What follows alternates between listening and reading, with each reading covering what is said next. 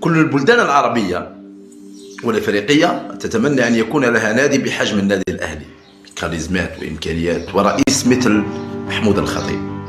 فالجزائر مثلا لو كنا نملك نادي بحجم النادي الأهلي وبإنجازات النادي الأهلي لفرشنا له الأرض وردا، من الرئيس إلى أبسط مواطن في الجزائر، الكل سند ودعم، الكل تشجيع، الكل وقف، الكل سند.